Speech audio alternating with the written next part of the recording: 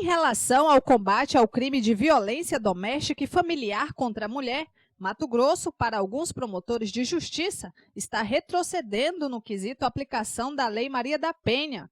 O estado ocupa o quinto lugar no ranking de mortes violentas de mulheres e, com a implantação da audiência de custódia, onde o acusado preso em flagrante é apresentado a um juiz que define sua pena, a sensação de impunidade neste tipo de crime vem aumentando.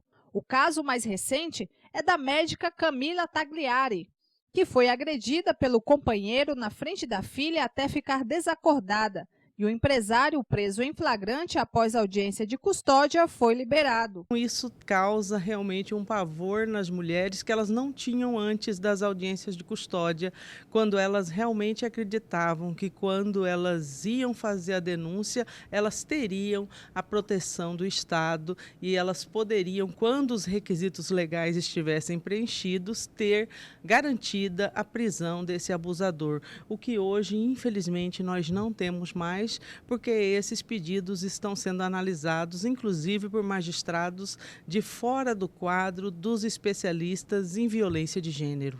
Indignada, a deputada estadual Janaína Riva diz que o caso da médica de classe alta é apenas um exemplo do tipo de violência que muitas mulheres passam, independente da classe social. Que é um caso que chamou a atenção das pessoas, até por ser uma pessoa autônoma, uma pessoa que a gente pode considerar bem abastada financeiramente falando, que foge à regra. Porque geralmente a gente fica na nossa cabeça que isso só acontece com quem não tem dinheiro, com quem é pobre, que isso só acontece na periferia, que isso acontece na grande maioria com negros. Então não é essa a realidade. A realidade é que a violência contra a mulher está em todos os lugares. Ela não tem cor, ela não tem classe social, ela não tem um rosto. Isso pode acontecer com qualquer um. Como aconteceu com a médica Camila Tagliari, poderia acontecer comigo também, que sou deputada. Com mais de 21 mil casos para cuidar, o Núcleo de Promotorias de Combate à Violência Doméstica e Familiar contra a Mulher está trabalhando praticamente com todos os réus soltos pela audiência de custódia.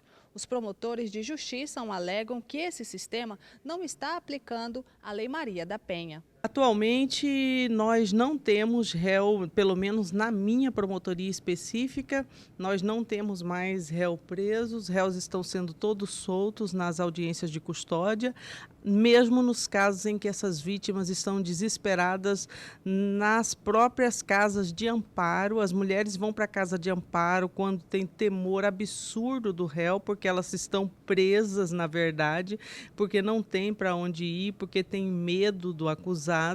E mesmo nesses casos, na custódia, os juízes da custódia estão soltando esses réus, estando preenchidos os requisitos da prisão preventiva, porque há necessidade aí de se acautelar tanto a vida como a integridade física dessas vítimas. Infelizmente, nós não temos conseguido sensibilizar essa parte do judiciário para proteger essas mulheres. Mato Grosso, que chegou a ser pioneiro na aplicação da Lei Maria da Penha, agora enfrenta o sistema de audiência de custódia. A promotora de justiça diz que, ao informar ao governo do estado do cenário preocupante de retrocesso, Pedro Táxi mostrou-se sensível a mudanças e informou o Tribunal de Justiça sobre a situação. O governador do estado, ele foi muito sensível à nossa solicitação, o nosso pedido de apoio, na verdade, porque ele não tem ingerência sobre o Tribunal de Justiça, que é autônomo, independente,